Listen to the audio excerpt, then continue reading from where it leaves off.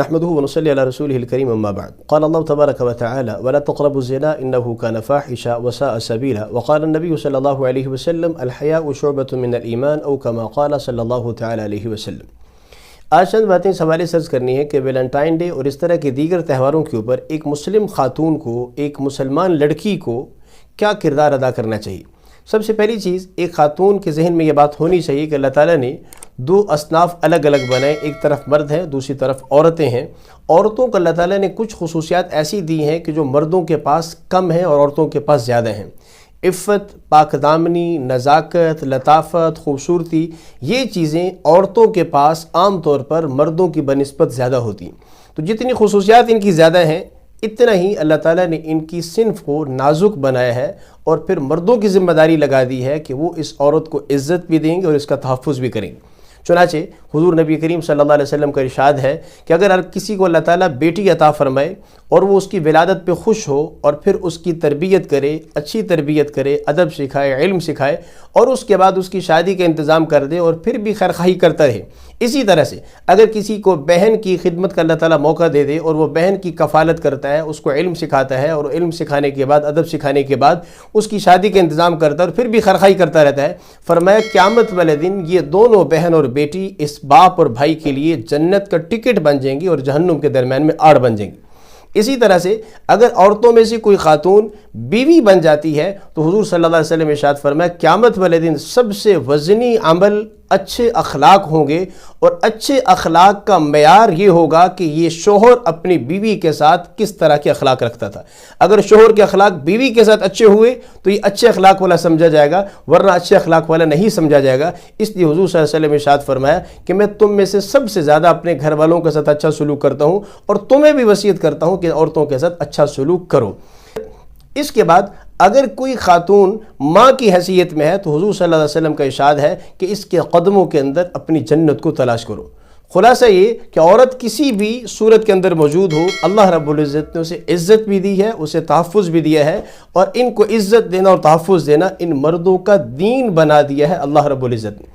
لیکن جتنی خصوصیات زیادہ ہیں، جتنی نزاکت زیادہ ہے اور جتنا تحفظ زیادہ ہے، اتنی ہی بڑی عورت کی ذمہ داری بھی ہے کہ اب اس عزت کا تحفظ وہ از خود بھی کرے.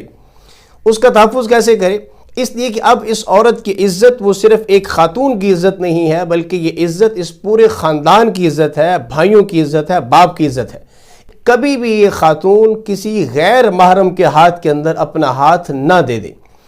دنیا کے اندر جتنے بھی دعوے محبت کے کیے جاتے ہیں کہ لڑکی کو لڑکے سے زیادہ محبت ہے یا لڑکے کو لڑکی کے ساتھ محبت ہے، اس محبت کے درمیان میں اگر نکاح نہیں ہے تو یہ محبت نہیں ہے، ایک دھوکہ ہے. حضور صلی اللہ علیہ وسلم ارشاد فرمایا لم یری للمتحابین مثل النکاح، فرمایا دو بندوں کے درمیان محبت، اس کو اگر دیکھنا ہو، پرکھنا ہو، بڑھانا ہو، نکاح سے اعلیٰ اور کوئی چیز بھی نہیں ہے. نکاح نہیں ہے تو یہ محبت کچھ بھی نہیں ہے، نکاح ہے تو پھر یہ محبت قائم ہے. لہٰذا یہ محبت میاں اور بیوی کے درمیان میں ہوگی. اس کے علاوہ اس محبت کو بچا کے رکھنا یہ اس عورت کی ذمہ داری بنتی ہے کہ اب اس عزت کا اور اس محبت کا تحفظ از خود کریں. عورت کو یہ بات ذہن میں رہنی چاہیے کہ دنیا کے اندر ایمان لانے کے بعد سب سے بڑی دولت عورت کے پاس وہ عورت کی اپنی عزت ہے. عورت کی عزت کے اوپر ہلکا سا حرف بھی کہیں آ سکتا ہو یا شک و شبہ بھی پیدا ہو سکتا ہو، ان تمام کاموں کو اللہ رب العزت نے منع فرما دیا. مثال کے طور پر مرد کی نظر عورت کے لیے دھوکہ ثابت ہو سکتی ہے. اللہ رب العزت نے مردوں کو حکم دے دیا قل للمؤمنین یغضوا من ابصارہم، مردوں کو نظر اٹھانے کی اجازت ہی نہیں ہے. اور عورتوں کے بارے میں فرمایا آپ اپنے ایسے پازیب مت پہنو کہ جس کی چھنچھناہٹ سے لوگ تمہاری طرف متوجہ ہوں. ایسی خوشبو نہ لگاؤ کہ اس خوشبو لگانے کے بعد لوگوں کی نظریں تمہاری طرف آئیں. ایسا لباس مت پہنو کہ اس لباس پہننے کے بعد لوگوں کی نظریں تمہاری طرف آئیں اور پھر لوگوں کی نظروں کے اندر ہوس ہو اور اس ہوس کے نتیجے کے اندر تمہاری عزت داغدار ہونے کا خطرہ ہو. ان ساری چیزوں کو اللہ تعالیٰ نے کیوں منع کر دیا؟ اس لیے کہ سب سے قیمتی چیز عورت کی عزت تھی، اس کو تحفظ دینے کے لیے اللہ رب العزت نے احکامات دیے. اس لیے حضور صلی اللہ علیہ وسلم ارشاد فرمایا لا یخلون احد بامرأة الا ومعها محرم، اگر عورت کے ساتھ اس کا محرم رشتہ دار موجود نہیں تو کسی اور مرد کو اس عورت کے پاس بیٹھنے کی قطعاً اجازت نہیں ہے. اور یہ عورت کے لیے حکم ہے کہ اگر اس کے پاس اس کا محرم رشتہ دار نہیں ہے تو وہ کسی بھی مرد کے پاس تنہائی میں نہ جائے۔ ایک حدیث میں آپ صلی اللہ علیہ وسلم نے ارشاد فرمایا جو اللہ پر ایمان رکھتا ہو اور قیامت کے دن پر ایمان رکھتا ہو اس کو چاہیے کہ وہ کسی بھی عورت کے ساتھ تنہائی کے اندر نہ جائے، اس لیے کہ اگر وہ دو تنہائی کے اندر ہوں گے، جتنے مرضی بڑے نیک مقصد کے لیے وہ دونوں جمع ہیں، تیسرا وہاں پر شیطان آ جاتا ہے اور شیطان آ کر دونوں کو ذہن سازی کرنے کی کوشش کرتا ہے۔